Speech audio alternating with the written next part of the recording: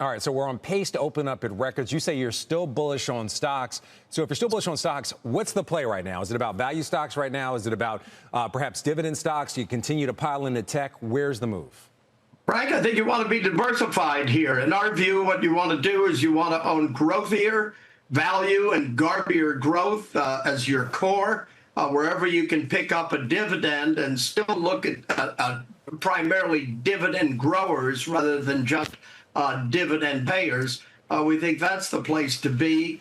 We still like the U.S. above other markets, so we overweight U.S., but still have exposure that we've had for years related to developed international and emerging markets as well.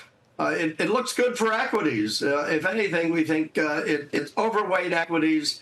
Have some exposure to fixed income if you want to be traditionally diversified for current income, but it still looks like an equity player's world to us. All right, so when we're talking about equities, one of the sectors you like is consumer discretionary, and then also we just got Nike earnings. Nike shares are actually the biggest gainer in the pre-market for the Dow and one of the biggest gainers in the S&P as well.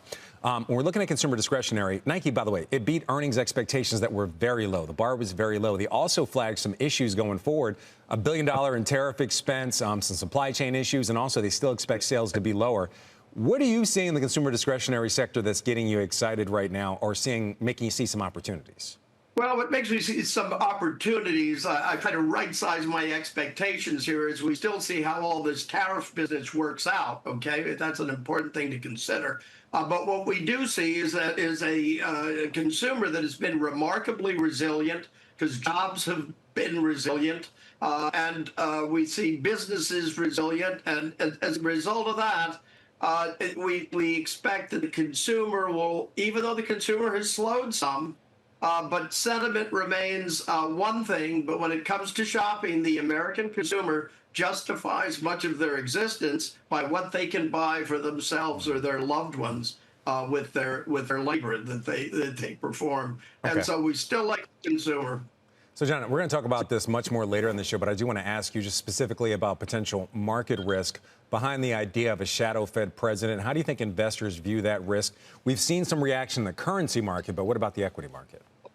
You know, I think worrying about a shadow Fed is looking for something to really worry about. I mean, the opinions within the Federal Reserve itself since March of 22 at different points have been fairly diverse in terms of what policy should be.